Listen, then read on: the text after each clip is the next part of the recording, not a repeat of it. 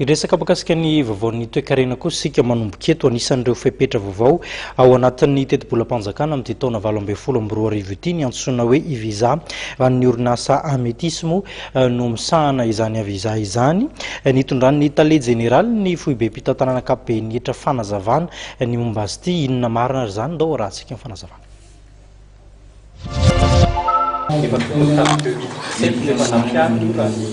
Engagement antsika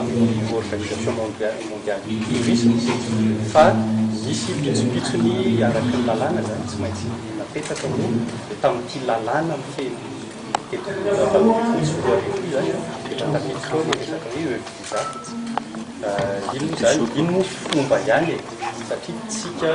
raha izay ataon'ny teknolojia tsy afaka manday paiement carte bancaire reny amin'izao fotoana. Zay zany mahatonga izy hoe rehefa le olona mivelany satria olona mivelany no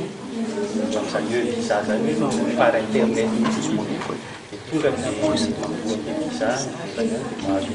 référence an'le visa tsy misy ohatra hoe olona ny Cameroun ohatra izy miakatyaty dia